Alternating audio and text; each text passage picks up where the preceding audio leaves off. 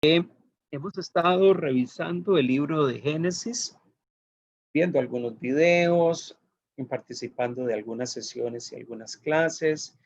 Y bueno, en este proceso de mirar los libros de la Biblia, iniciando por los libros del Antiguo Testamento, nos encontramos que el libro de Génesis, tal y como habíamos trabajado la trivia que se envió la semana pasada, que qué significaba el nombre Génesis.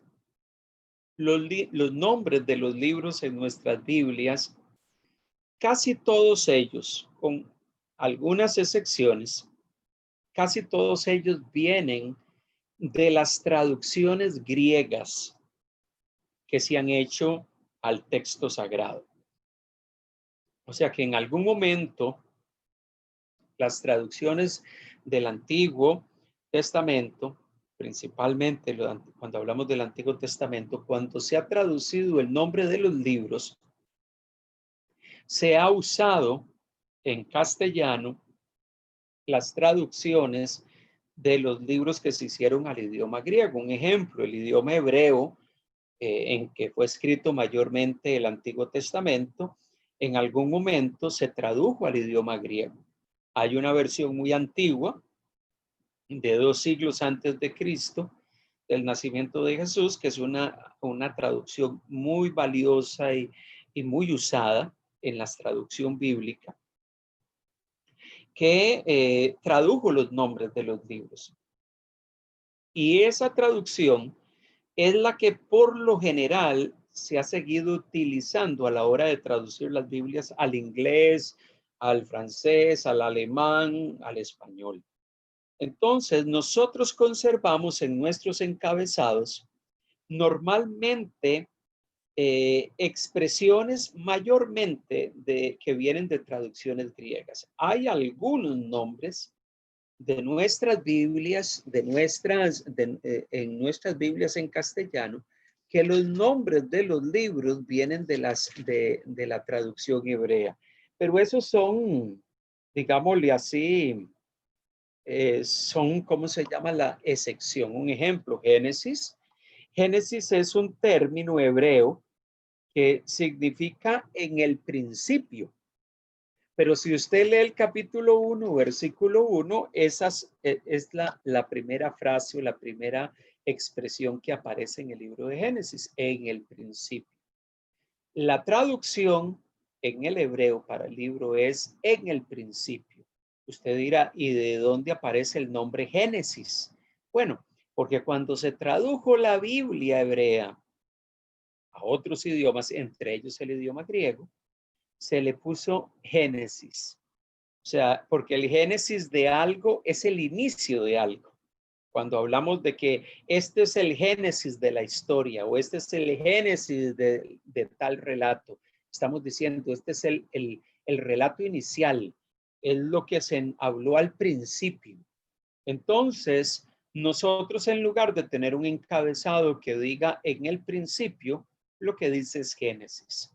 O sea, hablando de principio. En ese sentido, los nombres de nuestros libros varían. El libro de Éxodo, que es el libro que vamos a estar viendo, que vamos a estar examinando y que vamos a estar introduciendo hoy y que vamos a estar revisando durante las próximas sesiones, es un libro que lleva un título que viene de la versión Septuaginta. Esas letras que usted ve, una L y dos X, ese es el nombre de la versión griega, la versión Septuaginta o la versión de los 70, porque dice la tradición que fue traducida por 70 sabios judíos al norte de Alejandría, en África, y que 2 siglos antes de Cristo tradujeron la Biblia al idioma griego, el Antiguo Testamento al idioma griego. Entonces, es de allí que viene nuestra palabra Éxodus. Pero esa palabra griega éxodo significa partida o salida, es la palabra. Por eso es que nosotros traducimos en muchas de nuestras Biblias éxodo, asociándolo con la salida, con la partida de un grupo de personas. Por eso nosotros usamos un título que viene de un entorno griego. Pero en el entorno judío, en las Biblias hebreas, los judíos denominaban este libro de forma distinta y lo denominaban con las primeras palabras del libro. Las primeras palabras de Éxodo capítulo 1, versículo 1 dice, estos son los nombres. Entonces, ese es el nombre hebreo del libro.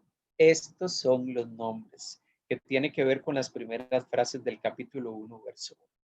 Entonces, nosotros seguimos mucho de la tradición que se fundamenta en las traducciones griegas del Antiguo Testamento para los títulos de nuestros libros.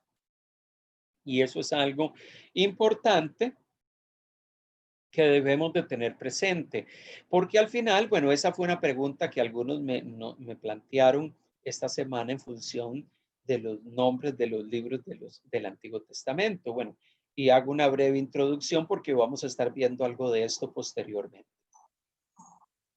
¿Cómo termina el libro de Génesis?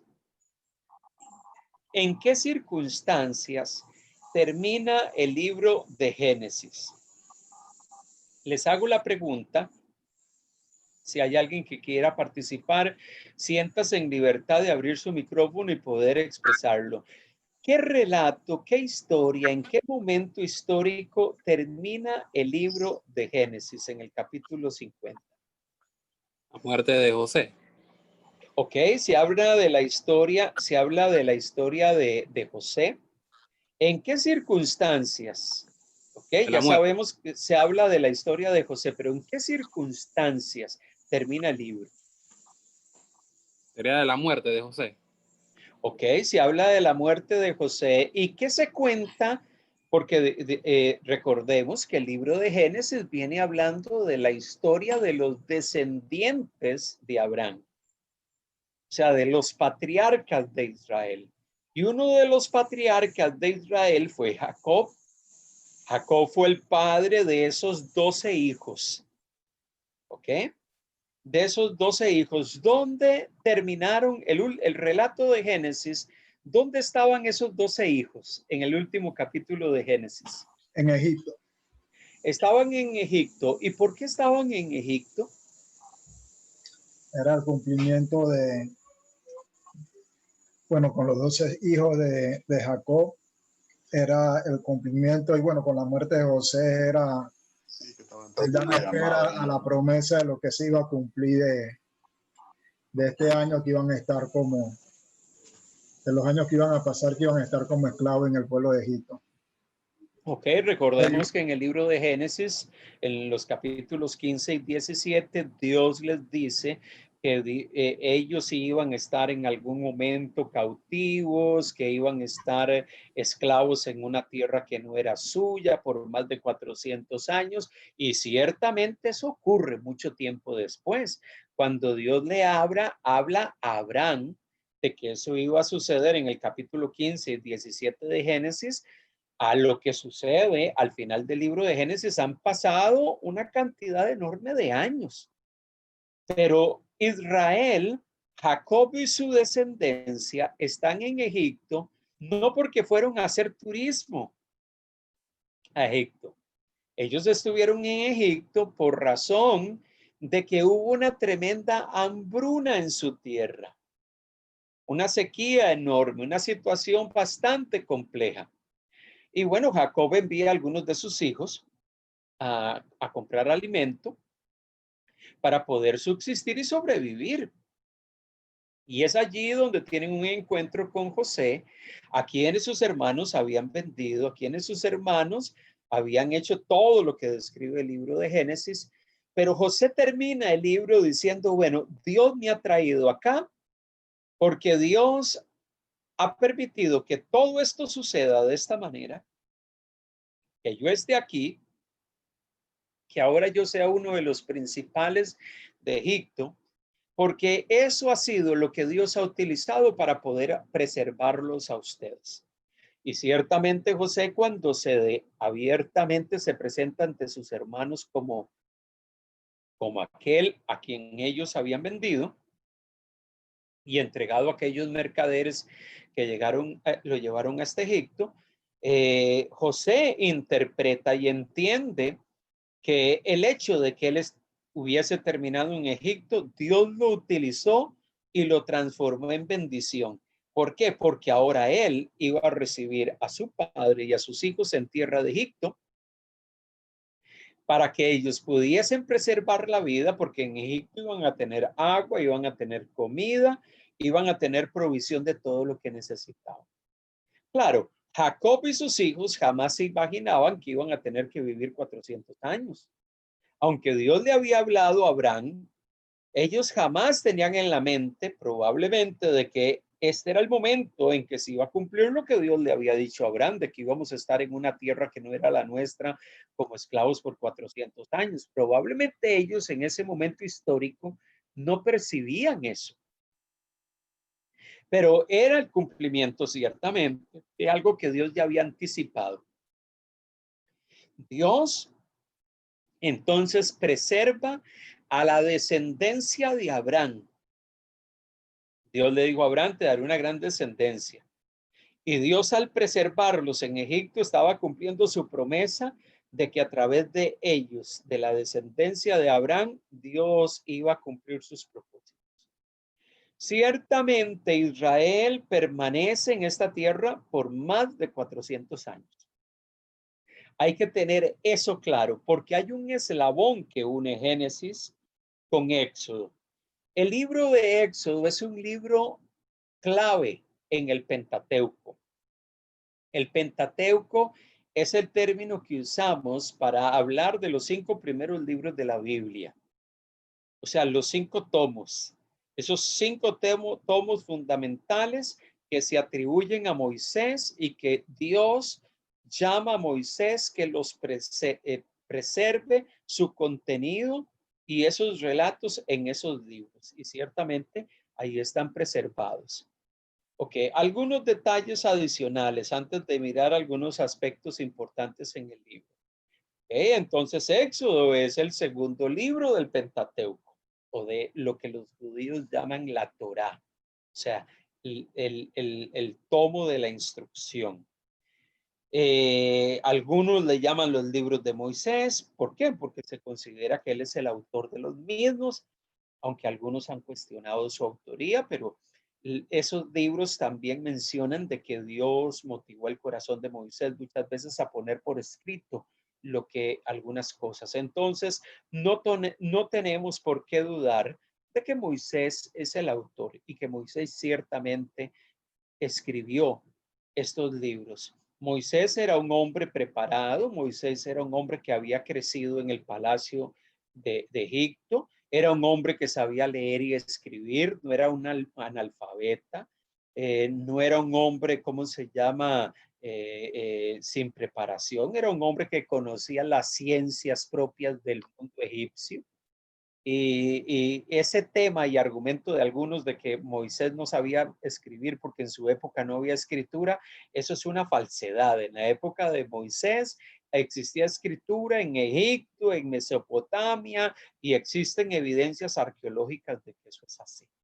Entonces, este libro tiene una tremenda relación con el resto de libros. Es como un eslabón que une el Pentateuco. Y usted se pregunta, bueno, ¿por qué el libro de Éxodo es un libro que es un eslabón que une los libros? Bueno, por varias razones. Y aquí se las expongo para que las podamos ver. Primero, porque Éxodo es una continuación de la historia de Génesis.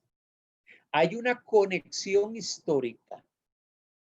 O sea, el relato de Génesis continúa en Éxodo. Solamente que Éxodo retoma en el capítulo 1 la historia muchos años después. Ya los israelitas habían estado en Egipto muchos años cuando se empieza a narrar los hechos de Éxodo capítulo 1. Es interesante que Éxodo también, que muchos de los temas que se citan después en el libro de Levítico, temas ligados con el sistema del sacerdocio, los sacrificios y las leyes de santidad que aparecen en Levítico. Levítico es un libro cargado de leyes de carácter sacerdotal, cómo debían de ser los sacerdotes, qué oficio ellos llevaban a cabo, qué actividades debían de cumplir, qué sacrificios debían de ofrecer, cómo debían de implementar las festividades. Todo ese recuento enorme de leyes que usted encuentra en Levítico se empezaron a compartir en Éxodo. En la segunda parte del libro, después del capítulo 20 en adelante, se empieza a hablar de las leyes, de leyes concretas ligadas con celebraciones, con rituales, con sacerdotes, con el santuario. O sea, lo que Levítico desarrolla totalmente empezó después del capítulo 20 del libro de Éxodo. Entonces, lo que inició a hablarse en la segunda parte de Éxodo se continúa en el libro de Levítico. La historia, Éxodo narra cómo el pueblo de Israel inicia su marcha hacia Canaán. Y esa marcha hacia Canaán se inicia y se relata inicialmente en Éxodo. Cómo salen de Egipto, cómo empiezan esos primeros meses de su trayectoria por el desierto, las cosas que Dios habla al pueblo en esa etapa inicial después de su salida de Egipto. Pero la historia del viaje de Israel por el desierto se profundiza en el libro de Números. O sea que el libro de Éxodo habla de la etapa inicial, salidos de Egipto, caminando en esas primeras semanas y meses después de su salida hasta llegar al monte Sinaí, donde Dios le entrega las tablas de la ley que se describe en el capítulo 18 y 19 del libro de Éxodo. Pero el relato propiamente de lo que se vivió después del Sinaí y la partida del Sinaí, la marcha a lo largo de 38 años, es lo que se narra en Números. O sea que la marcha después del Sinaí, que se narra en el libro de Números, inició con Éxodo, que habla su salida de Egipto y su llegada hasta el monte Sinaí, donde se le entrega las tablas de la ley a Moisés. ¿Y por qué hablamos de que Éxodo es una conexión entre los libros del Pentateuco? ¿Qué conexión tiene con Deuteronomio? Bueno, es que Deuteronomio es un eco de Números y del libro de Éxodo. ¿Por qué? Porque si Éxodo inició con la salida de Egipto y la primera etapa de Israel saliendo después de Egipto y llegando hasta el Sinaí, Números desarrolla la partida desde el Sinaí después de que Dios le da la ley a Moisés, los 38 años en el desierto y los 9 meses que pasa el pueblo de Israel en las llanuras de Moab antes de entrar a la tierra. Eso está después del capítulo 22-35 del libro de Números. Entonces, Deuteronomio, que básicamente Deuteronomio es algo que llamamos la repetición de la ley. El libro de Deuteronomio es un libro que recalca lo que se hace en ese periodo final cuando Israel está en las llanuras de Moab. Moisés le vuelve a repetir al pueblo la ley, porque recordemos, la mayoría de gente que había salido de Egipto había quedado postrado en el desierto. Aquellos que escucharon la ley de Dios dada por Moisés cuando bajó del monte Sinaí con las tablas, la mayoría de esa gente que lo vio bajar del Sinaí y escuchar lo que Dios le había hablado a él estando en el monte, la mayoría de ellos murió. La mayoría de la gente que estaba en las llanuras de Moab y que se narra en Deuteronomio era gente que había nacido en el desierto. Muchos de ellos no habían tenido la experiencia de la salida de Egipto. Muchos de ellos no vivieron muchos de los sucesos a lo largo del desierto. Muchos de ellos no escucharon ni vieron a Moisés bajar del monte Sinaí con las tablas de la ley. Y por eso es que en Éxodo capítulo 18 y 19 encontramos la narración de Moisés recibiendo las tablas de la ley, pero encontramos en Deuteronomio 5 nuevamente que se habla de los 10 mandamientos. Y la gente siempre pregunta, ¿y por qué nuevamente Deuteronomio 5 vuelve a citar los 10 mandamientos, el decálogo? Porque Moisés en las llanuras de Moab, 9 meses antes de ingresar a la tierra, habiendo transcurrido más de 39 años después de la salida de Egipto, él necesitaba repetirle la ley a aquella gente joven que no había tenido la experiencia inicial de la salida de Egipto y todo lo que se vivió en aquellos primeros años. Por eso Deuteronomio repite una cantidad de leyes y una cantidad de información que Dios entregó al pueblo y que se narra en Éxodo, en Levítico y en parte del libro de Números. Es una repetición, por eso cuando traducimos el concepto Deuteronomio, estamos hablando repetición de la ley. La idea es que en Deuteronomio encontramos una repetición de la ley. Pastor, pero ¿por qué hay festividades que ya se habían hablado en Éxodo o en Levítico o en Números y que se vuelven a repetir? Porque Moisés en las llanuras de Moab volvió a repetirle muchas cosas a la nación, a la gente nueva, a una nueva generación de personas que estaban a punto de entrar en la tierra prometida. Muchos de ellos sabían de que habían salido de Egipto, pero fue porque sus papás se lo contaron, no porque ellos lo vivieron. Muchos de ellos sabían que Moisés había bajado con las tablas de la ley en el Sinaí, pero muchos de ellos lo sabían porque sus padres se lo contaron, no porque ellos lo vieron y fueron testigos oculares de aquello. Entonces, mire cómo el libro de Éxodo es un libro que genera una conexión con el resto de los libros. Por eso, cuando uno estudia los libros del Pentateuco, los 5 primeros libros de la Biblia, es importantísimo que usted mire al Éxodo como un libro que conecta todo. Es como un eslabón mediante el cual se hace una conexión. Hacemos una conexión. ¿Ok? Eso es importantísimo cuando miramos el libro de Éxodo, lo estudiamos y lo leemos. ¿Ok?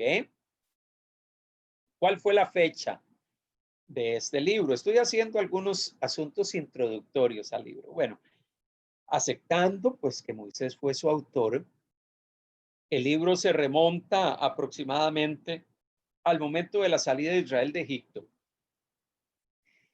Dos opiniones, pues hay diversas opiniones y las opiniones, pues variadas en cuanto a esto, es que hay dos fechas que son potencialmente 1445 antes de Cristo o 1290 antes de Cristo. Y todo depende de cómo interpretamos la información histórica del libro. Porque algunos asocian y empiezan en medio de su investigación a tratar de identificar con cuáles de los faraones es que se relaciona el relato del libro de Génesis. Entonces, es en ese sentido que algunos, los que plantean que la fecha del Éxodo es una fecha del año aproximadamente 1290, ellos llegan y dicen que el faraón que se menciona allí es el faraón Seti. Y otros que tienen una opinión diferente y dan otra fecha, dicen no, es que el faraón fue Ramsés II. Entonces, dependiendo de la fecha que se da, Algunos llegan y dicen, bueno, es que mucho del relato de José y el faraón tiene que ver con Seti, ese que estuvo ligado a José, es Seti primero. Otros llegan y dicen, no, es Ramsés segundo. Y bueno, hay todo un debate con este tema del faraón que se describe porque no se da su nombre directamente. Pero ciertamente, José fue parte de la corte faraónica y el relato de Éxodo inicia hablando del faraón y cómo faraón utiliza a los judíos, utiliza al pueblo de Israel como parte de su equipo de mano de obra que le ayudaba con la elaboración. Y ciertamente la historia de los faraones, cuando usted la lee, uno se percata de que muchos de los relatos hablan de que ellos tenían esclavos, que eran los que les ayudaban en las construcciones de muchas de las infraestructuras que ellos construyeron en aquella época. Eso que usted ve ahí a su mano derecha es la momia de Seti I. Muchas de esas momias están preservadas así como usted las ve hoy en día en muchos de los museos donde se conservan esas momias están en ese estado tal y como usted las ve allí, preservadas de esa forma. Y uno dice, increíble que hasta el día de hoy se hayan preservado esas momificaciones que eran parte pues de los rituales propios del mundo egipcio, donde ellos pues hablaban de que ¿cómo se llama? De que los faraones tenían que preservarse y los enterraban con todos sus bienes para que ellos pudiesen disfrutar de ellos en la vida futura, porque en el mundo egipcio esa era la idea.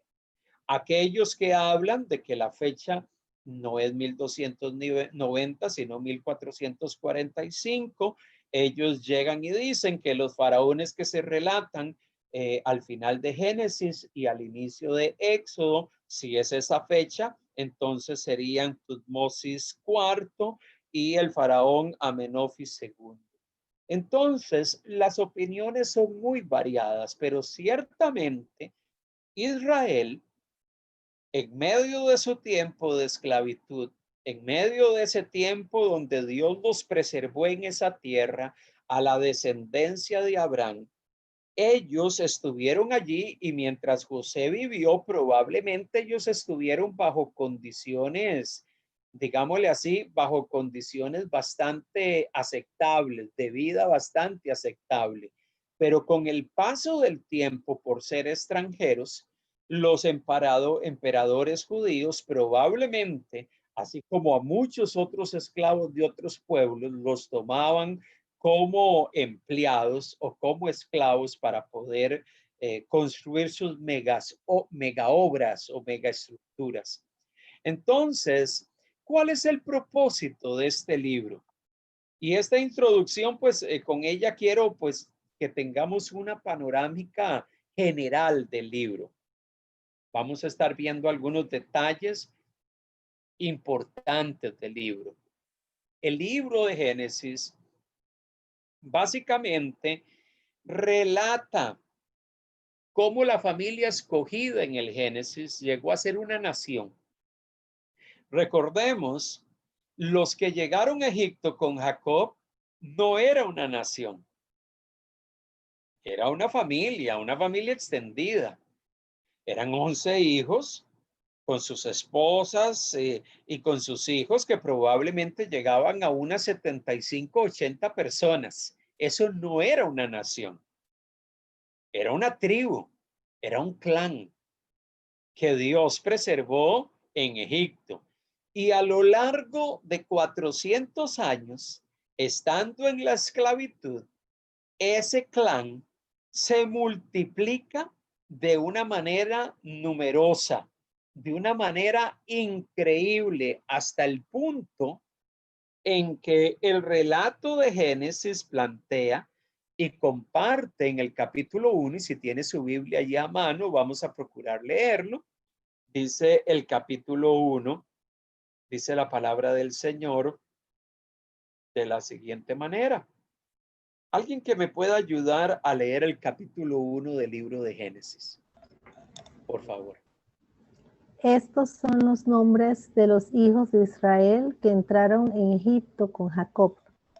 Cada uno entró con su familia: Rubén, Simeón, Leví, Judá, Isaacar, Zabulón, Benjamín, Dan, Neftalí, Gad y Aser. Todas las personas que le nacieron a Jacob fueron 70, y José estaba en Egipto.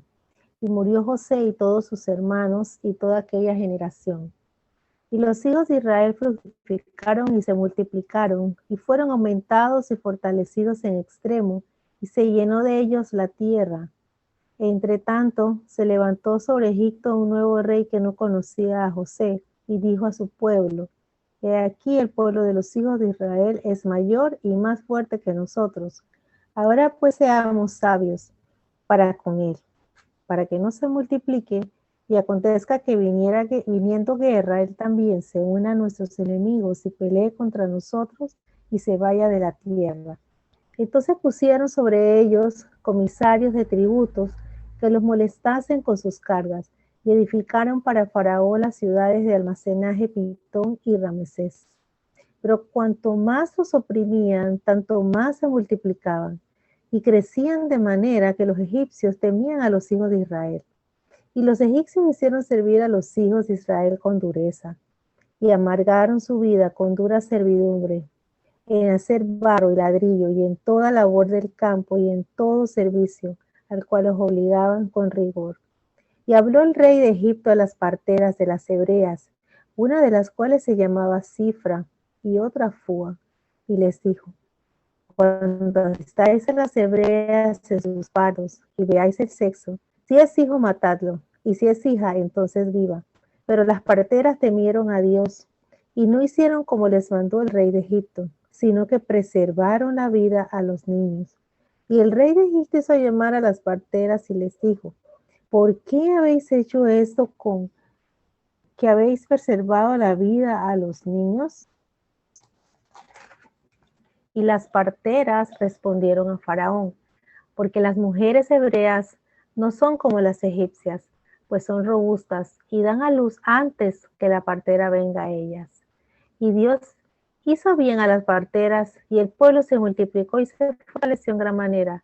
Y por haber las parteras temido a Dios, él prosperó sus familias. Entonces Faraón mandó a todo su pueblo diciendo: echad al río a todo hijo que nazca, y a toda hija preservar la vida.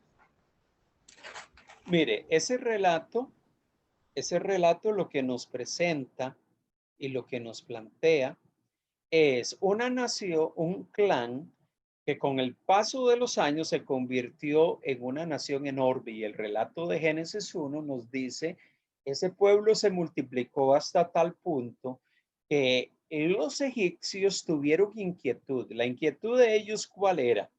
La inquietud era de que ese pueblo tan numeroso se rebelara, generara una revuelta, luchara contra ellos y se fueran. ¿Y cuál era el temor de ellos de que los egipcios, de que los hebreos se fueran? De que ellos ya no pudiesen contar con toda esa mano de obra que les aseguraba a ellos poder tener la gran cantidad de estructuras, ciudades y obras, digámosle así, enormes que habían en Egipto. Bueno, los que hemos visto la historia del mundo antiguo en Egipto, sabemos que los egipcios construían unas megas estructuras que eran los rascacielos de la era moderna. Las obras de infraestructura, y todas ellas se llevaron a cabo con personal extranjero. O sea, una nación que probablemente oprimía a los extranjeros para sacar provecho de ellos. Y el temor era que ellos se rebelen y que dejen de apoyarnos con lo que tenemos. Entonces, el contexto de Éxodo cuando inicia este libro es un contexto de opresión. Un contexto donde la nación estaba siendo oprimida y estaba siendo objeto de todo tipo de presión por parte de la nación egipcia. Y en este caso, siendo objeto de, digámosle así, de abuso en cuanto al ser utilizados de una manera infrahumana para poder construir sus estructuras. Hay dos cosas en el relato importantes. Bueno, esta parte inicial que nos hace y nos presenta un panorama. ¿Cuál es la medida que toma el faraón? La medida que toma el faraón es tenemos que generar un control de natalidad. Tenemos que generar un control para que esto no siga creciendo, para que esta nación no siga proliferando. Bueno, la mejor manera es buscar la forma de restringir el nacimiento, o si hay nacimiento de hebreos, que nosotros busquemos los mecanismos para simplemente matarlos, que mueran y que el pueblo no siga multiplicándose. Y es por eso que podemos entender las decisiones que se toman. Es en ese contexto que en el capítulo 2 se empieza a hablar acerca de la experiencia y el nacimiento de Moisés, que según el capítulo 2, verso 1, que dice que un varón de la familia de Leví fue y tomó por mujer a una hija de Leví y la que concibió y dio a luz un hijo, y viéndole que era hermoso, lo tuvo escondido 3 meses. ¿Por qué lo escondió? Por las mismas acciones de los faraones egipcios. Y aquí encontramos el relato tan significativo de cómo Dios, en medio de la preservación de este niño, hace de que ese niño llegue hasta la casa del faraón. Y en casa de faraón se ha preservado nuevamente una intervención de Dios de una forma inusual para preservar a alguien que va a ser utilizado en su momento histórico. Alguien que es preservado por Dios de una forma extraordinaria, porque tiempo después va a ser utilizado. ¿A quién se le parece a usted ese relato, hablando de Moisés, siendo preservado para que no lo maten? Termina en las manos de alguien vinculado a Faraón, y es preservado este niño en la casa de Faraón, y luego se convierte en Moisés, aquel que es el instrumento de Dios para sacar al pueblo de en medio de la nación, en medio de Egipto, y sacarlo de la esclavitud. Dios utilizando circunstancias especiales, preservando personas para cumplir sus propósitos. José fue un ejemplo de eso. Alguien podría decir, sí, pero José fue entregado por sus hermanos, no fue entregado por Dios a esos beduinos. Dios no fue el que lo entregó a los beduinos, fueron sus hermanos, sí. Ahí hubo un acto y una decisión humana.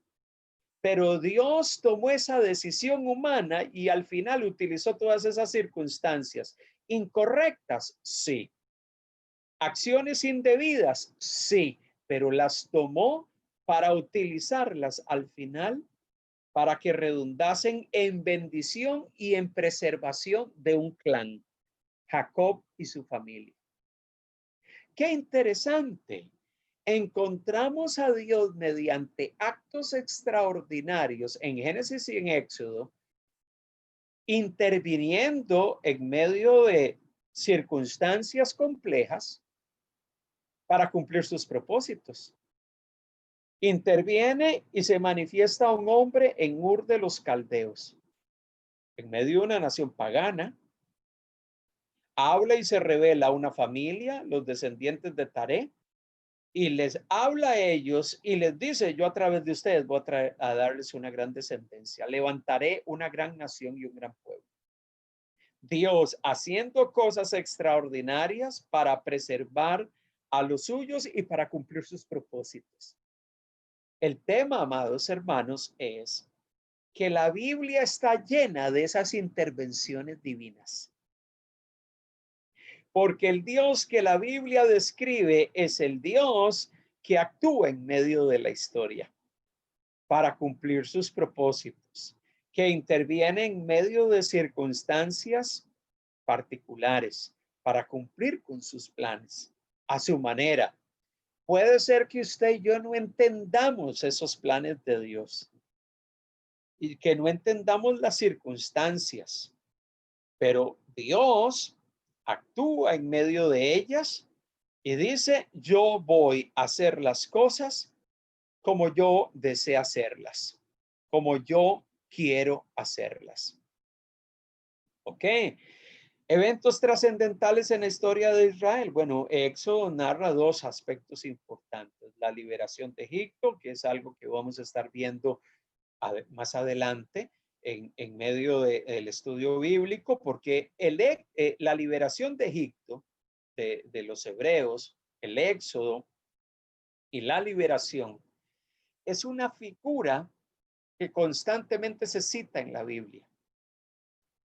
Constantemente Dios recuerda cómo Él intervino y con brazo fuerte y extendido liberó a Israel de la esclavitud en Egipto. Los profetas se lo recordaron al pueblo. Los libros del Antiguo Testamento constantemente reiteran ese hecho, porque Dios es un Dios que en medio de la opresión interviene para traer liberación. Porque en medio de la esclavitud es un Dios que interviene para liberarnos de esa condición. Es por eso que la liberación de Israel de la esclavitud en Egipto muchas veces la asociamos con la liberación espiritual que nosotros hemos recibido al ser liberados de la esclavitud del pecado. Y es por eso que en el Nuevo Testamento muchas veces cuando se habla de la libertad y de ser libres del poder del pecado, se presenta como una liberación de nuestra condición de opresión. Interesante. Segundo concepto importante o evento trascendental en la historia de Israel en el libro de Éxodo, la entrega del pacto y de la ley en el monte Sinaí. Ciertamente el relato de cómo Dios le da la ley a Moisés en el Sinaí se cita a lo largo de la Biblia. Hebreos menciona en los primeros 2 capítulos de cómo Dios cómo Cristo es superior a Moisés, aquel a quien Dios le entregó la ley y los mandatos, y presenta a Cristo como superior a Moisés. Y se habla de Moisés como aquel que recibió la ley. Y a lo largo de la Biblia, Antiguo y Nuevo Testamento, estos dos hechos son trascendentales. Dios liberando de la esclavitud a su pueblo y segundo, Dios entregando sus pautas, su ley al pueblo. La ley era un recordatorio de nuestra condición. La ley lo que hacía no solamente era decirle al pueblo lo que Dios quería y lo que no quería. Lo que hacía era exponernos ante la realidad de nuestra condición de pecado. ¿Por qué? Porque cualquiera que se viese a la luz de esos 613 mandamientos expresados en el Pentateuco, porque son 613 mandatos, cualquier hombre llega y dice, yo no puedo cumplir eso. La ley tenía el propósito de exhibir nuestra pecaminosidad y darnos cuenta de que nadie en lo absoluto puede cumplir cabalmente la ley de Dios. Y por eso es que el Nuevo Testamento en Romanos y Gálatas, cuando habla de la ley, la exhibe o la presenta, la ley de Dios, como algo que nos expone y nos exhibe a nosotros como pecadores. Porque ciertamente al vernos reflejados en la ley nos damos cuenta, yo no puedo cumplir. Soy pecador. Dios, aquí estoy delante de ti. ¿Ok? Entonces la liberación de Egipto Es un hecho trascendental. La nación es liberada, sacada de la esclavitud en Egipto, y es el nacimiento de una nación que va en peregrinaje hacia la tierra que Dios le había prometido a Abraham. Mucho tiempo después, Israel al salir empieza a ir hacia esa tierra que Dios les había prometido. Y por eso el libro de Éxodo hace un relato inicial de ese periodo inicial de la nación saliendo de Egipto hasta el monte Sinaí. El libro describe cómo se comienza a desarrollar el antiguo pacto con Abraham, las promesas que éste recibió de Dios, que incluían, que decía que Dios le iba a dar una tierra y una descendencia numerosa. Ciertamente, en el momento en que se narra el libro de Éxodo en sus primeros capítulos, la nación, ya podemos hablar de una nación en esclavitud, pero una nación. Dios multiplica este pueblo y luego lo libera, lo constituye en una nación y le da una tierra. Obviamente el libro de Éxodo no nos narra cómo ellos llegaron a la tierra. El libro de Éxodo nos narra cómo fue el periodo inicial de su salida después de la esclavitud en Egipto. El libro de Levítico narra parte del proceso donde Dios le da sus leyes. Números narra el periodo de 38 años y los últimos meses antes de entrar a la tierra. Y Deuteronomio es una repetición de la ley para aquella generación nueva que estaba a las puertas de la tierra prometida. Y es por eso que estos 5 libros que llamamos Pentateuco tienen una conexión con Josué, porque Josué es la conexión con el Pentateuco o con el libro de Deuteronomio, donde se nos plasma cómo ese pueblo que estaba en las llanuras de Moab incursiona en la tierra y entra a conquistarla. ¿Ok? Entonces podríamos llegar y decir que Éxodo es un libro de redención. ¿Por qué de redención? Porque Dios, como redentor, libera a su pueblo de la servidumbre mediante su poder. ¿Y cómo Dios puso de manifiesto su poder? Enviando una serie de plagas sobre Egipto. Una señal de juicio sobre Egipto, pero también una señal para que Egipto supiese que él era el Dios verdadero y que por encima de las deidades que tenían los egipcios había un Dios que estaba sobre el poder de la naturaleza. Había un Dios que estaba sobre el poder del gran río Nilo. Había un Dios que estaba sobre el poder de toda criatura. El libro nos arroja luz, nos muestra el carácter de Dios. ¿Cuál es el carácter de Dios? Dios es un Dios poderoso. ¿Dónde encontramos los actos poderosos de Dios? En las plagas sobre Egipto, en la separación del mar, en medio de la salida y la huida repentina de Israel de la esclavitud de Egipto. Un Dios misericordioso que después de 430 años muestra su fidelidad y dice, ciertamente yo a este pueblo le dije que iba a cumplir una promesa a Abraham y lo voy a hacer. Fiel y misericordioso y un Dios de redención. Un Dios que es capaz de redimir al hombre de su condición. Puede pasar a alguien de esclavitud a libertad. Puede pasar a alguien de una tierra de esclavitud a una tierra de provisión y de bendición, porque ese es Dios. Entonces, el libro de Éxodo tiene todas estas hermosas evidencias. Ese paralelo que hacemos entre la liberación de los esclavos israelitas y la liberación espiritual que nosotros hemos experimentado en Cristo, y por eso la Biblia dice que nosotros somos libres Por eso el Nuevo Testamento habla de que aquellos que estábamos sometidos al pecado ahora somos libres en Cristo. Hemos sido libertados del poder del pecado. Romanos capítulo 6.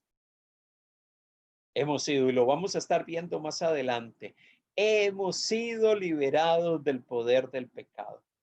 Entonces, este libro que nos plantea los actos redentivos de Dios, la redención de Dios, nos muestra a Jehová, al Dios de Israel, redimiendo a su pueblo y transformándolo en una gran nación. ¿Okay? En una nación que sale de la tierra de esclavitud, que empieza a transitar en esos primeros meses hasta el monte Sinaí. Dios les entrega la ley y empieza a darle las pautas bajo las cuales ellos tenían que vivir y tenían que caminar. Qué interesante, porque este detalle del libro nos presenta una panorámica hermosa. Si pudiésemos ver un resumen del libro así rápido, ¿cuál podría ser? Bueno, los primeros 15 capítulos vemos a Dios liberando a Israel. Dios levanta un libertador, escogió una persona, y vemos a Moisés escogido, preservado y escogido por Dios. Encontramos el conflicto que hay entre Dios y Faraón.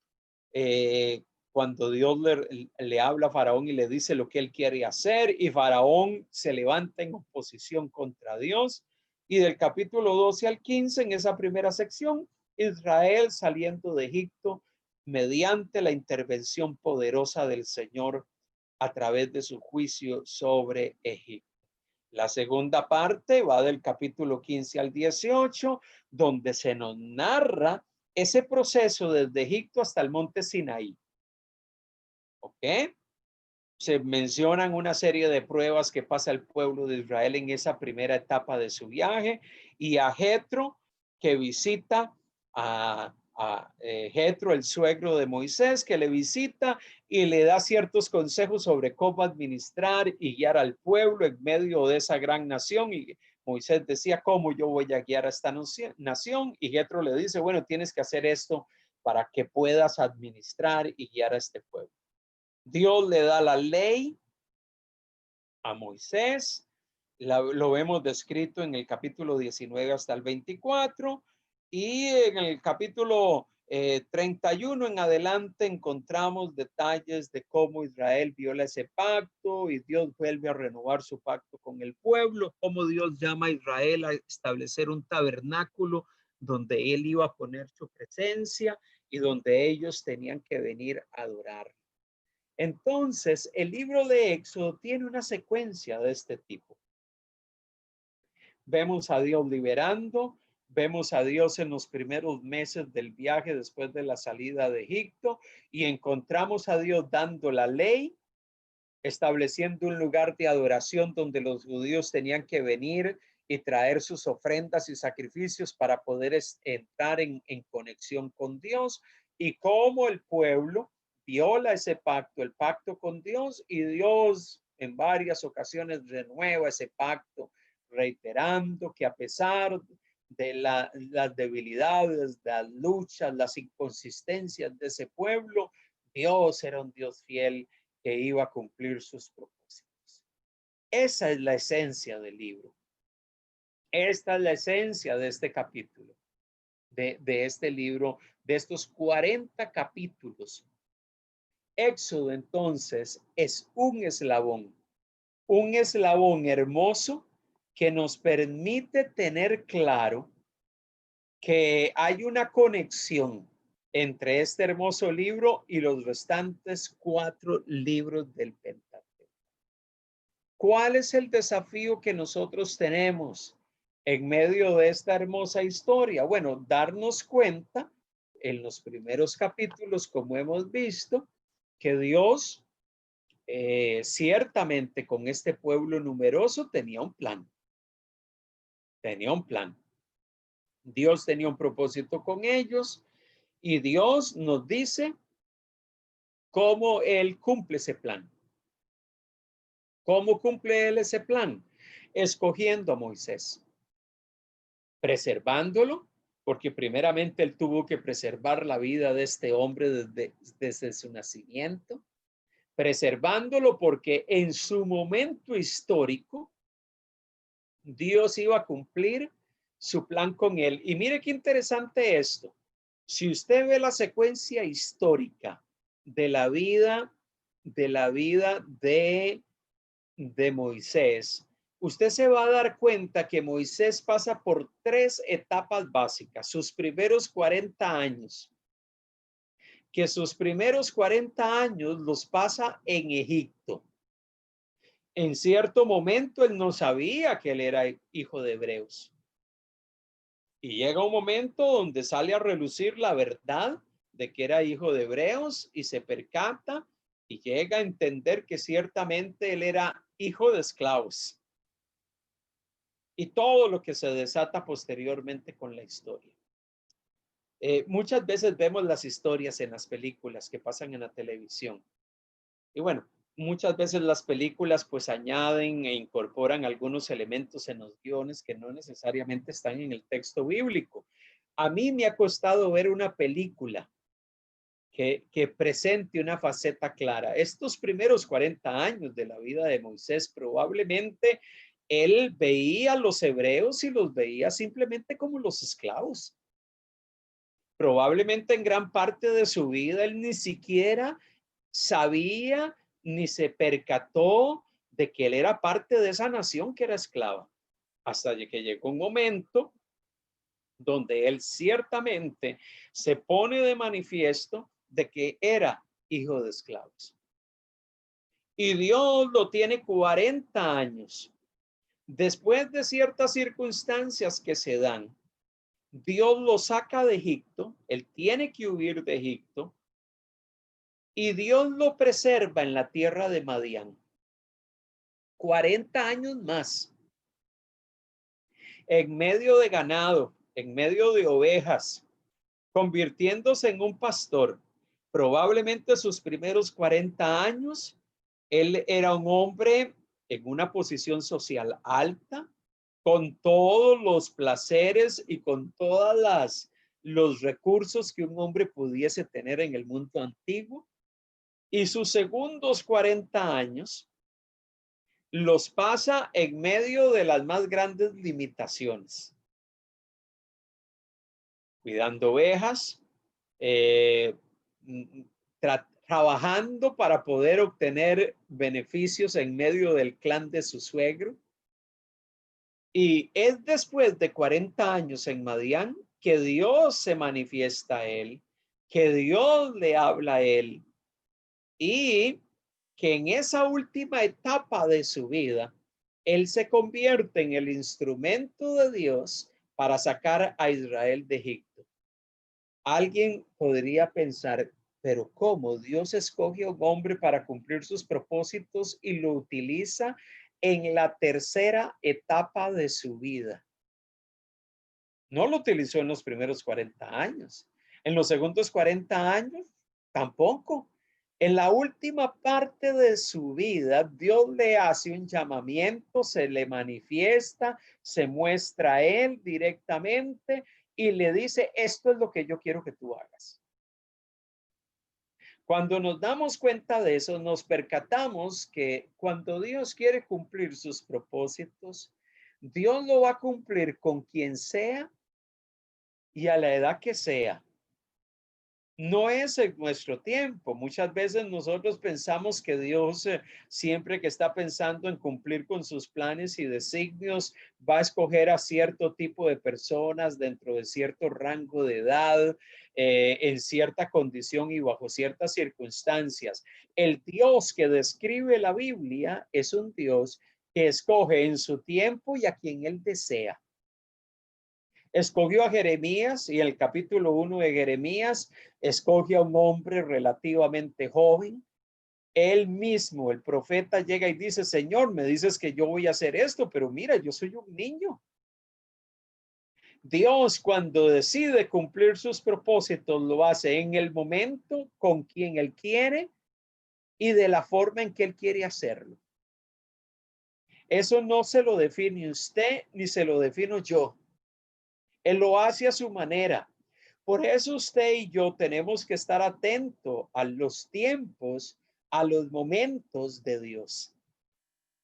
Porque tal vez usted podrá decir, bueno, tal vez hasta este momento de mi vida todavía yo sirvo al Señor en algunas cosas, procuro servir a Dios en algunos asuntos y de ciertas maneras, pero Dios tendrá algo para mí. A pesar de mi edad, a pesar de que ya tengo tantos años encima, a cuestas, bajo mis hombros, sobre mis hombros, Dios hoy nos quiere recordar que Dios cumple sus propósitos en su tiempo y a su manera. O sea que entre el relato de Éxodo 2, que menciona a Moisés naciendo y siendo preservado, a la revelación que Dios tiene y la manifestación que tiene hacia Moisés, pasó una cantidad enorme de tiempo. O sea, entre Éxodo capítulo 2 y Éxodo capítulo 3, ha pasado una cantidad enorme de tiempo, una cantidad enorme de años. Pero en ese proceso, por eso debemos de darnos cuenta que entre capítulo y capítulo en los libros de la Biblia puede ser que han pasado un cúmulo enorme de años. Entonces, por eso debemos de leer con cuidado. ¿Qué dice Éxodo 2? Y quisiera por lo menos hoy avanzar con estos primeros 3 capítulos. ¿Qué dice Éxodo? Capítulo 2. Y quisiera que alguien pudiese ayudar a leer para que podamos seguir la secuencia de la lectura del capítulo 2 del libro de Éxodo. Dice, un varón de la familia de Leví fue y tomó por mujer a una hija de Leví, la que concibió y dio a luz un hijo, y viéndole que era hermoso, le tuvo escondido 3 meses. Pero no pudiendo ocultarle más tiempo, tomó una arquilla de juncos y la calefateó con asfalto y brea, y colocó en ella al niño, y lo puso en un carrizal a la orilla del río. Y una hermana suya se puso a lo lejos para ver lo que le acontecería. Y la hija de Faraón descendió a lavarse al río, y paseándose sus doncellas por la ribera del río, vio ella la arquilla en el carrizal, y envió una criada suya a que la tomase. Y cuando la abrió, vio al niño. Y aquí el niño lloraba, y teniendo compasión de él, dijo, de los niños de los hebreos es este. Entonces su hermana dijo a la hija de Faraón, iré a llamarte una nodriza de las hebreas para que te críe este niño. Y la hija de Faraón respondió, ve. Entonces fue la doncella y llamó a la madre del niño, a la cual dijo la hija de Faraón, lleva este niño y críame, y yo te lo pagaré. Y la mujer tomó al niño y lo crió. Y cuando el niño creció, ella lo trajo a la hija de Faraón, la cual lo prohijó, y le puso por nombre Moisés, diciendo, porque de las aguas lo saqué. En aquellos días sucedió que crecido ya Moisés salió a sus hermanos, y lo vio en sus duras tareas, y observó a un egipcio que golpeaba a uno de los hebreos, sus hermanos. Entonces miró a todas partes, y viendo que no parecía nadie, mató al egipcio y lo escondió en la arena. Al día siguiente salió y vio a 2 hebreos que reñían. Entonces él dijo al que maltrataba al otro, ¿por qué golpeas a tu prójimo? Y él respondió, ¿quién te ha puesto a ti por príncipe y juez sobre nosotros? ¿Piensas matarme como mataste al egipcio? Entonces Moisés tuvo miedo y dijo, ciertamente esto ha sido descubierto. Oyendo a Faraón acerca de este hecho, procuró matar a Moisés, pero Moisés huyó de delante de Faraón y habitó en la tierra de Madián. Y estando sentados junto al pozo, 7 hijas que tenía el sacerdote de Madián vinieron a sacar agua para llenar las pilas y dar de beber a las ovejas de su padre. Mas los pastores vinieron y las echaron de allí. Entonces se levantó y las defendió y dio de beber a sus ovejas. Y volviendo ellas a Reuel, su padre, Él le dijo, ¿por qué habéis venido hoy tan pronto? Ellas respondieron, un varón egipcio nos defendió de mano de los pastores y también nos sacó el agua y dio de beber a las ovejas. Y dijo a sus hijas, ¿dónde está? ¿Por qué habéis dejado a ese hombre? Llamadle para que coma. Y Moisés convino en morar con aquel varón. Y él dio su hija Séfora por mujer a Moisés.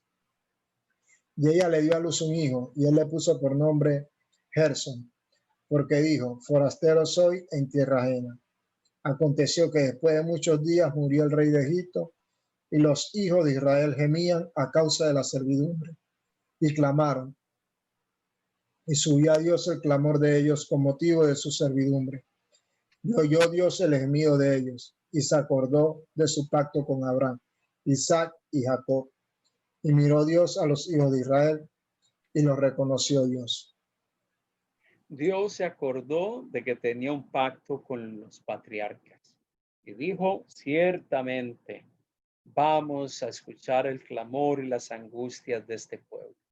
El capítulo 2 nos presenta un escenario donde entonces Moisés es preservado, es cuidado por una nodriza hebrea, en cierto momento y a cierta edad es traído al palacio de Faraón, crece en medio de ese contexto. El texto no nos da detalles exhaustivos de cómo fue esa vida, pero probablemente Moisés fue un hombre que aprendió de la astronomía, que aprendió de la filosofía, que aprendió de la escritura egipcia y creció en ese contexto. Pero en medio de todo esto, se dan una serie de experiencias que hacen que Moisés tenga que huir de la tierra, tenga que huir. Alguien podría decir, bueno, circunstancias que se presentaron en el camino. Bueno, sea que esas circunstancias se hayan dado por decisiones meramente humanas, Dios utilizó todo eso para que Moisés terminara en tierra de Madián y fuese preservado en medio de ese lugar. Y es estando en Madián que Dios se revela y habla a Moisés. Y es por eso que Éxodo 3 nos narra cómo fue esa manifestación, esa teofanía. Una teofanía es una manifestación de Dios. Y habla y le dice qué era lo que Dios iba a estar haciendo. Le comunica a Moisés lo que iba a llevar a cabo. Entonces, qué interesante, porque a Abraham Dios se le manifiesta y le dice, sal de tu tierra, yo voy a cumplir un propósito contigo. Y le habla, le da directrices, le dice qué es lo que él va a hacer y le plantea, tú vas a ser un instrumento para todo eso y a partir de ti va a haber una gran descendencia. Ciertamente con Moisés fue igual. Dios se revela a Moisés y le habla a Moisés y le dice lo que él va a hacer. Y le dice, tú vas a ser el instrumento que yo voy a utilizar para que te presentes ante Faraón. Tú vas a ser como mi embajador.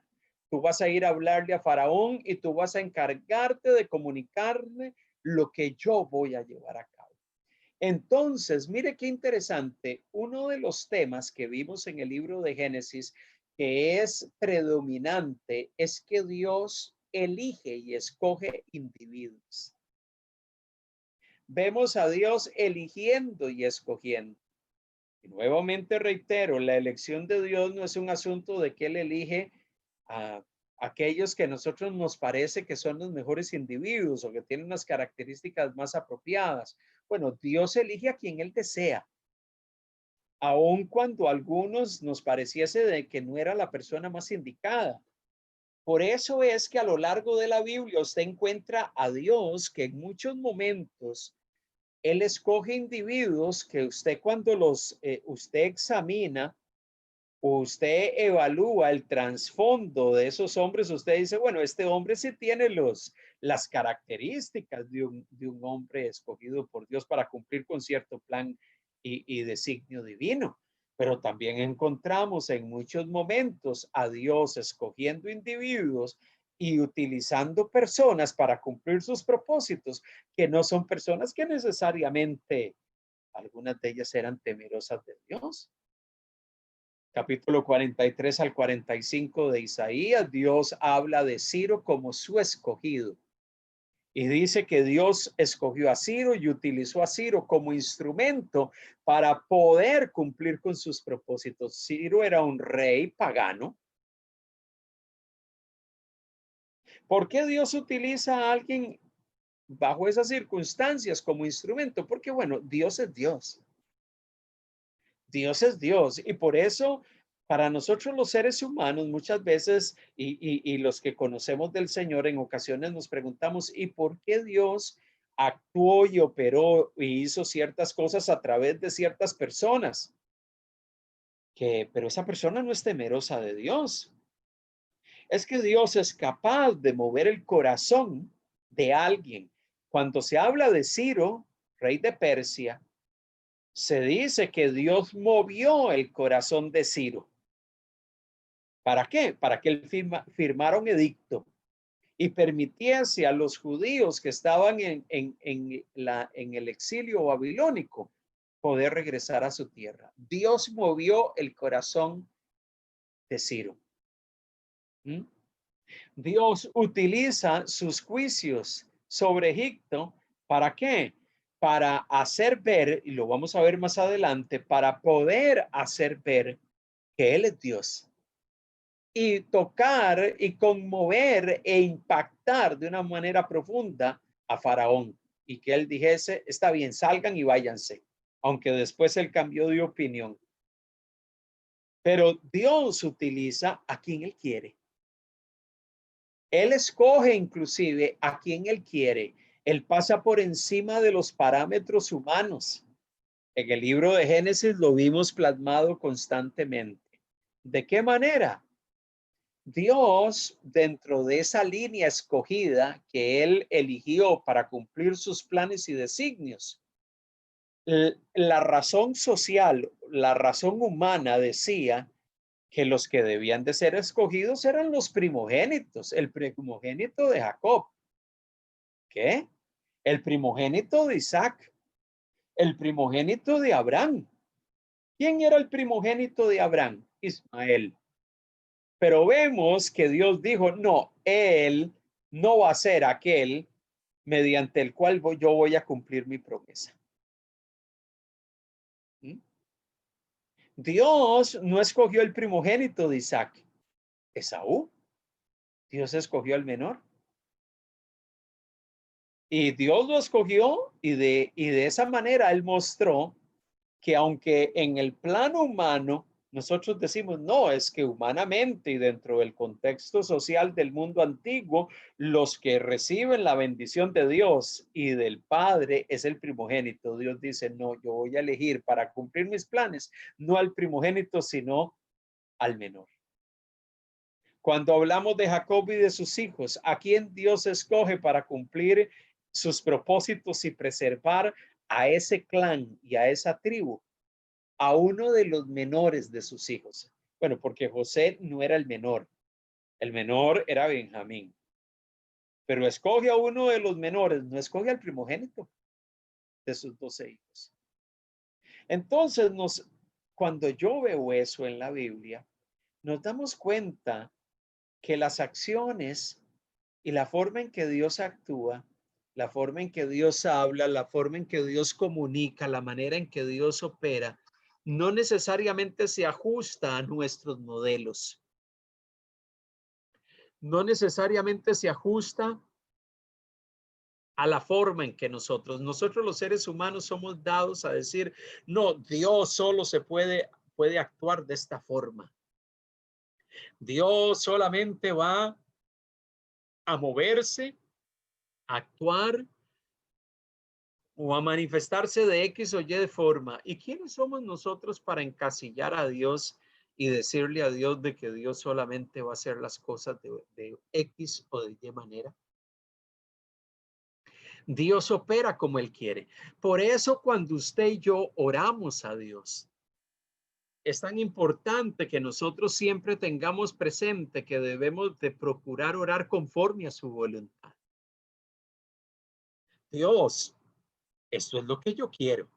Usted y yo podemos ser sinceros delante de Dios y decirle, Dios, en oración aquí estoy. Y yo quisiera que las cosas se hagan de esta manera, pero tengo muy claro de que no es lo que yo quisiera, sino que es tu perfecta voluntad la que al final se va a cumplir. Y por eso es que siempre que oramos debemos de orar con una actitud de decir, al final Dios, a pesar de que yo quisiera ver una respuesta en este problema, a pesar de que yo quisiera ver una solución a este dilema, a pesar de que yo quisiera ver una respuesta hoy, a pesar de que yo quisiera ver que las cosas sucedan hoy y a mi manera, Señor, tengo que ser sincero y tener claro en mi corazón de que tu voluntad es la que se va a cumplir. ¿Cuál es? Probablemente yo eso no lo sé. Hágase tu voluntad, así en el cielo como en la tierra. Cúmplase tu voluntad, porque al final de cuentas Dios va a cumplir sus propósitos con quien Él desea. Muchas veces nosotros llegamos y decimos, ¿y quién soy yo? Yo soy alguien que no sé, yo soy alguien que tal vez no soy preparado, yo soy alguien que no tiene mucha capacidad o muchas habilidades o no soy una persona reconocida. Mire, Dios puede usar y utilizar a quien Él le place y como Él quiere. Por eso usted y yo siempre debemos de estar apercibidos y darnos cuenta que Dios puede escoger al hijo de una esclava que creció en el palacio de un faraón para cumplir sus designios.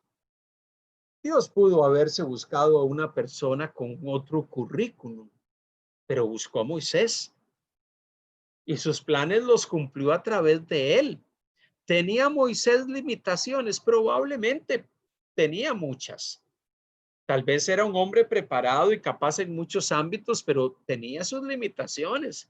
Él mismo en Éxodo capítulo 3 le dice a Dios, Dios, yo soy alguien que no sé hablar.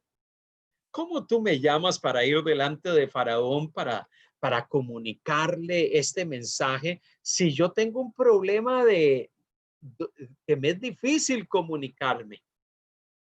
Y Dios le dice, no te preocupes, yo voy a levantar a alguien junto a ti, a tu hermano. Y él va a ser utilizado como un instrumento para que esa limitante que tú ves no sea un problema. Éxodo capítulo 3. ¿Qué dice Éxodo capítulo 3? Alguien que me ayude a leerlo desde el versículo 1 hasta el versículo 22.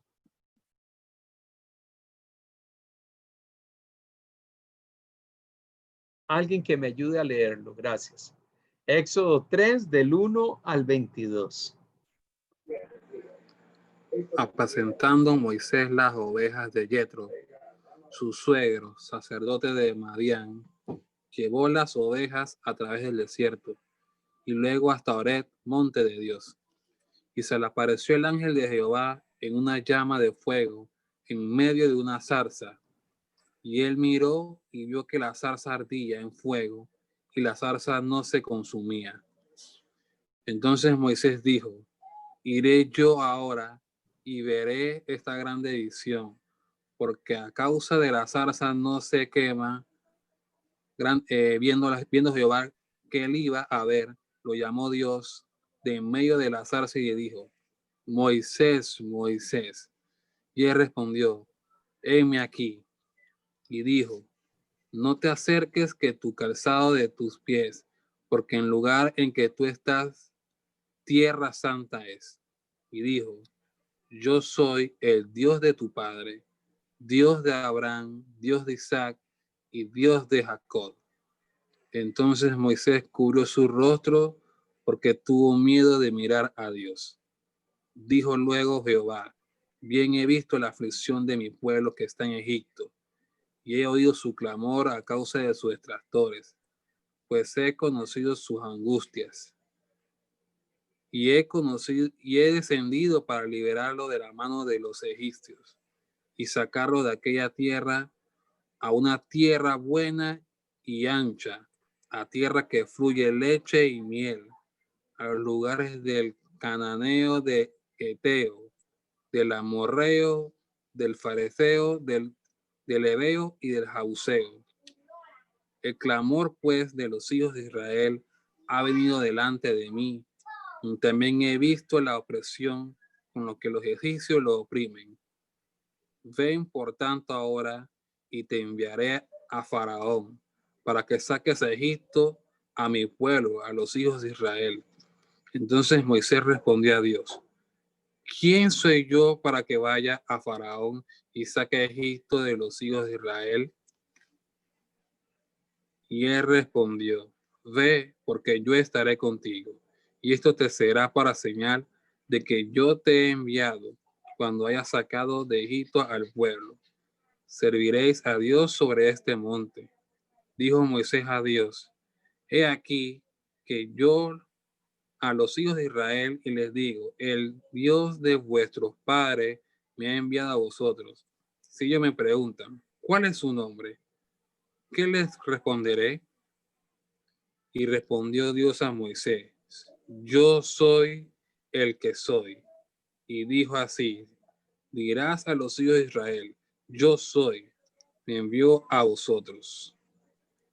Además, dijo Dios a Moisés: así dirás a los hijos de Israel: Jehová, el Dios de vuestro padre, el Dios de Abraham, el Dios de Isaac y el Dios de Jacob, me ha enviado a vosotros. Este es el nombre para siempre con él. Se me recordará por todos los siglos. Ve y reúne a los ancianos de Israel y diles: Jehová, el Dios de vuestro padre, el Dios de Abraham, de Isaac y Jacob, me apareció diciendo: en verdad os he visitado y he visto lo que os hace en Egipto. Y he dicho: yo os sacaré de la aflicción de Egipto y la tierra del cananeo, del eteo, del amorreo y del fereceo, del ebeo y del jabuseo, a una tierra que fluye leche y miel. Y oirán tu voz, e irás tú y los ancianos de Israel al rey de Egipto y le diréis: Jehová, el Dios de los hebreos, nos ha encontrado. Por tanto, nosotros iremos ahora camino de 3 días por el desierto para que ofrezcamos sacrificio a Jehová nuestro Dios. Mas yo sé que el rey de Egipto no os dejará ir, sino por la mano fuerte. Pero yo extenderé mi mano y heriré a Egipto con todas mis maravillas, que haré en el entonces os dejará ir.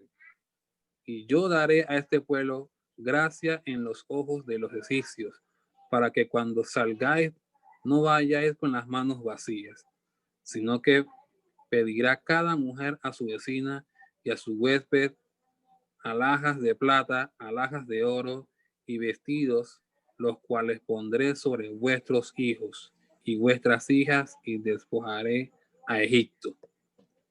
Gracias, Alex.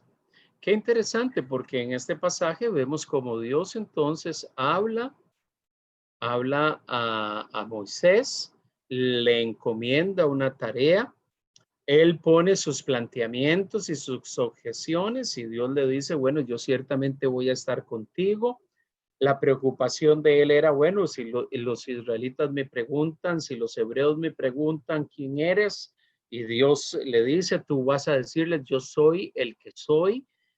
Un planteamiento que lo que transmite es la idea, y lo que se plantea aquí en Éxodo 3 es el nombre propio de Dios, el nombre propio de Dios, el que es, el que era, el que es, el que será, que es un término eh, que nosotros normalmente traducimos en nuestras Biblias como Jehová. En otras traducciones de la Biblia aparece como Yahvé o Yahweh. Es lo mismo, simplemente que hay distintas traducciones del texto bíblico. Nosotros, por una costumbre histórica, pues siempre y una tradición, hemos usado algunas traducciones y se han hecho traducciones sobre la base de algunos trabajos anteriores y se ha preservado en nuestras traducciones en castellano el nombre Jehová para hablar del Dios el Dios de Israel. Pero aquí en esencia aparece el nombre propio de Dios. Y es por eso que hoy en día algunos sectores prefieren decir que como ese nombre propio de Dios es un nombre que no se pronuncia en el contexto hebreo, muchos se prefieren usar expresiones o calificativos para ese Dios. Entonces usted los escucha hablando el eterno, el omnipotente, el eterno te bendiga. Pero son contextos de personas que dicen el nombre de Dios adoptando una posición o una práctica muy hebrea de que el nombre de Dios no se pronuncia. Entonces, y no solamente porque, bueno, en el contexto original el nombre divino era un nombre escrito en consonantes que no tenía vocales. ¿Cómo se pronuncian las consonantes? Obviamente no había una pronunciación y además por el tema de ser el nombre sagrado de Dios, los hebreos siempre han evitado usarlo. Inclusive cuando escriben hoy en el contexto moderno, ellos prefieren poner una D con un guión y una S al final. Ellos ni siquiera ponen la expresión Dios. Y es por eso que en ocasiones usted ve escritos de un judío moderno, inclusive tal vez influenciado por la cultura moderna, en lugar de poner Dios, pone una D y al final una S con un guión en medio. ¿Por qué? Por el concepto tradicional de que el nombre de Dios no se pronuncia porque es un nombre sagrado. Entonces, así es como Dios se revela a Moisés. Llega y le dice, yo soy el que soy. Eso es lo que vas a decir. Esa es mi carta de presentación. Tú tienes que ir. Tú tienes que anunciarle a Faraón. Y ciertamente el relato de Éxodo nos muestra a partir del capítulo 4 cómo Dios equipa a Moisés y lo envía y encontramos una narrativa interesante. ¿Qué vamos a hacer para la próxima semana? Y esta es una tarea importante. El relato de la salida de Israel de Egipto, hemos dicho que es un relato importante. Aquí encontramos a Dios diciéndole a Moisés que lo va a utilizar como un instrumento para sacar a la nación de su condición de esclavitud.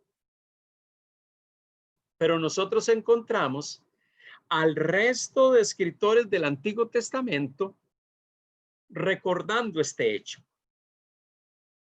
Yo quiero que ustedes busquen 3 citas en el Antiguo Testamento. Esta va a ser la tarea para la próxima semana. 3 pasajes, no versículos, puede ser una sección de 2, de 3 o de 4 versículos, donde se hable de la experiencia de Dios sacando en el pasado a Israel de la esclavitud. Yo quiero que busquen un pasaje entre el libro de Jueces, de Josué y Crónicas. Ustedes en esos libros históricos, los libros que son históricos del Antiguo Testamento, encuentren una sección o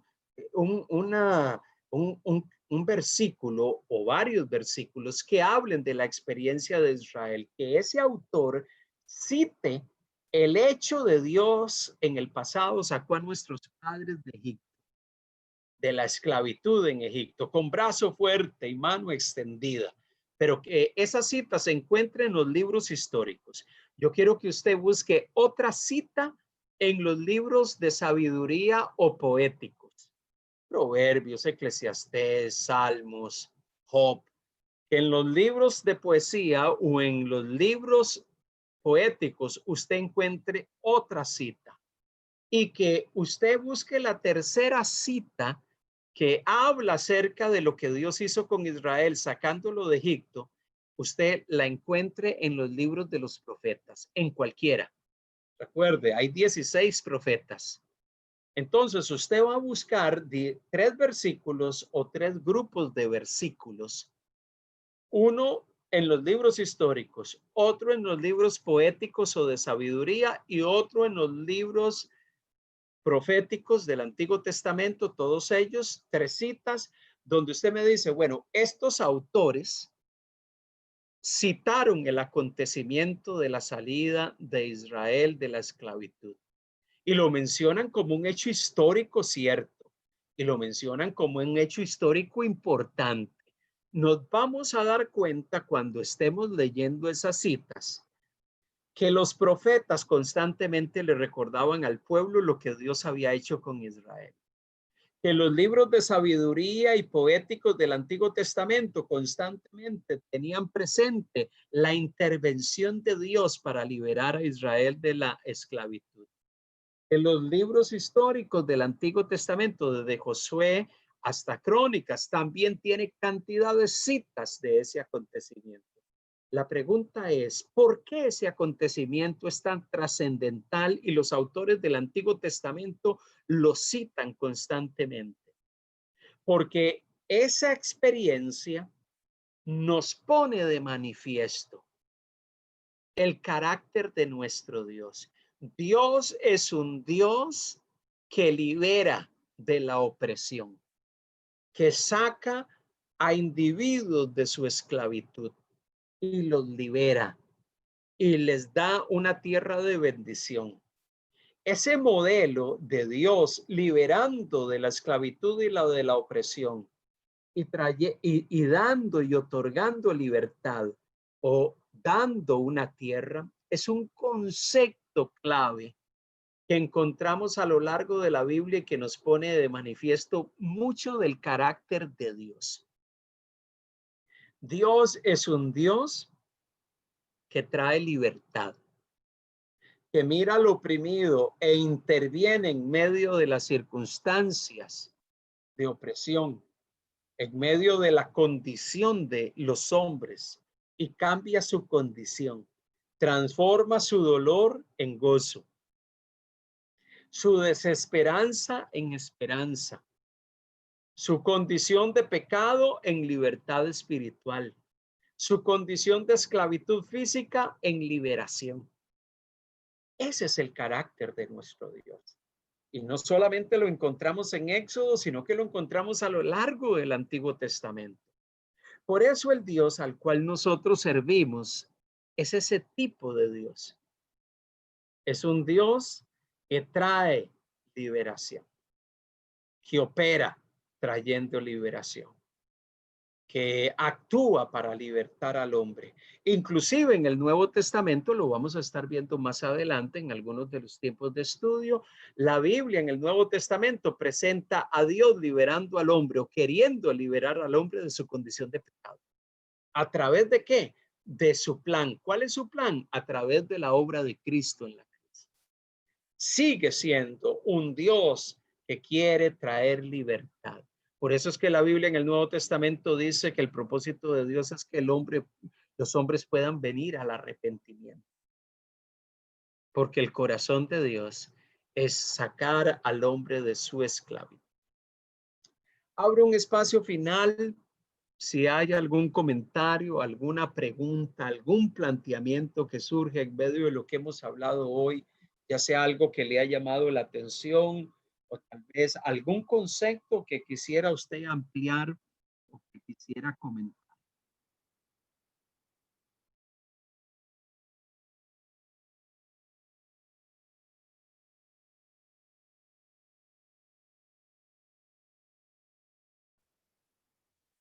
Recuerden que abrimos el micrófono para poder hacer nuestro comentario o hacer alguna pregunta en función de lo que hemos estado viendo en los videos o que hemos estado compartiendo y que ha sido de su atención.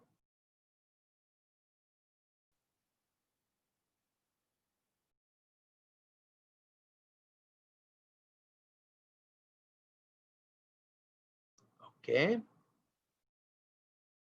Bueno, la próxima semana vamos a continuar con Éxodo. Vamos a revisar la tarea en la parte inicial. Así que tómese el tiempo para hacer la tarea entre esta semana y la próxima. Y la idea es que usted nos pueda compartir y decir, estos son los 3 pasajes que encontré. Uno en los libros históricos del Antiguo Testamento, otro un pasaje en los libros de sabiduría o de ¿cómo se llama? Poéticos, y otro pasaje que habla acerca de la liberación de Israel de su condición de esclavitud en Egipto. Y vamos a estar afianzando algunos conceptos importantes que nos van a permitir entender mejor el libro de Éxodo. Amén. Vamos a orar, si no hay preguntas, dándole gracias al Señor, exaltando a nuestro buen Dios y honrándole a Él en esta noche. Padre, gracias. Queremos, oh Dios, adorarte, queremos, Señor, bendecirte, queremos, Señor, darte toda la gloria. Gracias, Padre, porque encontramos que el Dios al cual servimos es un Dios que está activo en medio de la historia. Es un Dios que está activo en medio de los acontecimientos, en medio del mundo, que está activo en medio de las realidades que experimentamos. Tú no eres un Dios que está alejado, que vive distante de la humanidad, de los hombres o de tu pueblo. Eres un Dios que está allí presente, que actúa, que opera, que se manifiesta, que llama a individuos para cumplir con sus planes y designios, que escoge personas, porque tienes un plan y ese plan perfecto se cumple en Cristo Jesús. Ese plan perfecto lo vemos desde el inicio de la Biblia hasta el final de la Biblia. Un plan perfecto de parte de Dios para que el hombre nuevamente pueda estar en una relación restaurada contigo. Gracias porque has permitido y permites que cada uno de nosotros podamos estar en una relación cordial y perfecta contigo, una relación de padre a hijo. Así lo presenta la Escritura.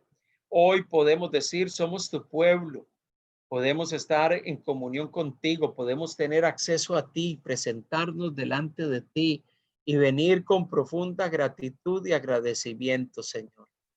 Te damos las gracias, Jesús. Gracias, Padre, por la obra que has llevado a cabo. Gracias por tu acción libertadora.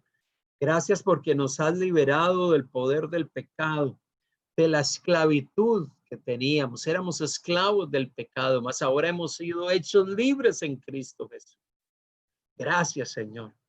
Gracias. Queremos bendecir tu nombre. Queremos adorar tu nombre. Queremos darte la gloria, Señor. Porque el Dios al cual servimos es poderoso para traer transformación al corazón de los hombres. Por eso predicamos el mensaje del Evangelio a aquellos que no te conocen. Por eso podemos comunicarle al mundo de que en Cristo Jesús hay esperanza y que Dios tiene un propósito salvífico con la humanidad.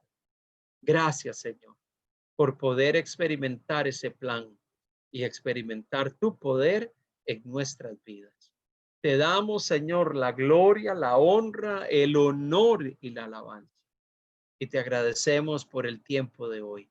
Gracias, Padre. Sigue animando nuestros corazones, sigue motivando nuestras vidas, sigue alentándonos para poder venir ante la presencia de nuestro buen Dios y darte honor, darte alabanza y darte exaltación hoy y por los siglos de los siglos.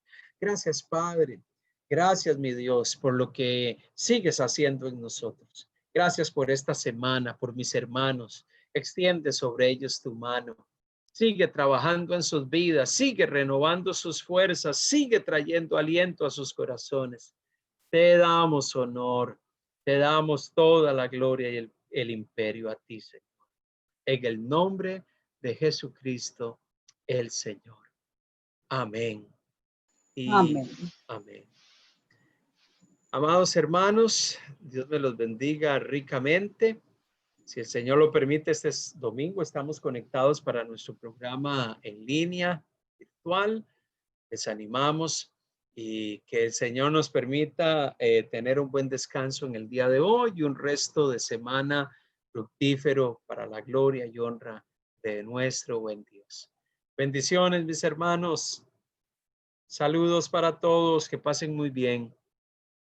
Amén, pastor. Igual para todos. Bendiciones. Buenas noches. Buenas Muchas noches. gracias. Y acá muy agradecido por este tiempo de estudio.